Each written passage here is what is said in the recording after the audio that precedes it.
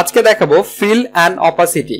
তো প্রথমে সেজন্য আমি ফাইল মেনু থেকে ওপেন করে আমি একটা নিউ একটা ইমেজ এখানে ওপেন করলাম এবং আমার লেয়ারটি দেখতে পাচ্ছেন লক অবস্থায় রয়েছে এবং যখন লক অবস্থায় থাকবে তখন দেখতে পাচ্ছেন যে এখানে অপাসিটি ফিল কোনো কিছু এখানে শো করছে না। এই জন্য আমাকে এটাকে আনলক করতে হবে। সেজন্য আমি এখানে লেয়ারে ডাবল ক্লিক করব এবং ওকে প্রেস করব, তাহলে আমার এখানে দেখেন সবগুলো শো করছে। এখন যেটি কাজ এটি হচ্ছে আমি এটির যদি অপাসিটি আমি যদি কমিয়ে দেই, দেখেন কমিয়ে দিলে কি ধরনের কাজ হচ্ছে, এটি জাস্ট স্বচ্ছতাটা কমে যাচ্ছে।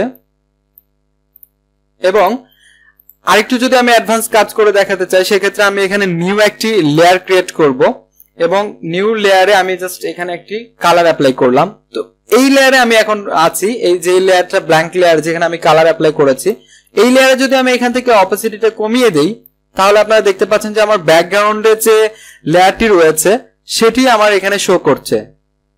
এবং এটি আপনার যখন কাজ করবেন ম্যানিপুলেশনের ক্ষেত্রে এটি অনেক অনেক অনেক জরুরি বিষয়। অপাসিটি এন্ড ফিল এটি নিয়ে কাজ করতে হবে। এন্ড ফিল কাজটা দেখেন এটিও এইভাবে কাজ করতে, যখন আপনি ফিলটা এখানে কমে দিবেন তখন অপাসিটিটা বাড়িয়ে দিতে হবে, তাহলে এটি কাজ করবে। তো এইভাবে এটি কাজ করে। এন্ড আমি যদি এখানে একটি গ্রেডিয়েন্ট ইউজ করে দেখাই, জাস্ট আমি ব্যাকগ্রাউন্ডটা হোয়াইট করে দিব, এটি আমি হোয়াইট করে দিলাম। আমি এখনো গ্রেডিয়েন্ট দেখাইনি আপনাদেরকে, তারপরে আমি জাস্ট গ্রেডিয়েন্ট যদি দেখাই তারপরে বুঝতে পারবেন। এখন দেখেন অপাসিটিটা কমে দিলে কি হয়, আমি এটি অফ করে দিচ্ছি।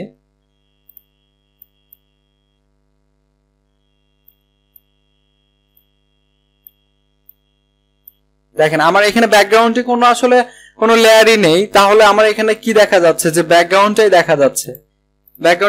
আমার দেখেন এটা যদি বাড়িয়ে দিই তাহলে কিন্তু ব্যাকগ্রাউন্ডটা দেখা যাচ্ছে না। সেক্ষেত্রে কিন্তু আমার এখানে যদি আমি অপাসিটিটা কমিয়ে দিই তাহলে কিন্তু আমার এখানে ব্যাকগ্রাউন্ডটা শো করছে।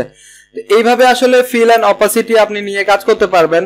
এখানে দেখেন আমি যদি আবার এটা করে দিই তাহলে দেখেন এটি আসলে হার্ডনেসটা কমে যাচ্ছে, এটি অনেক সফট হয়ে যাচ্ছে। এই হচ্ছে মোটামুটি ফিল এন্ড অপাসিটির কাজ।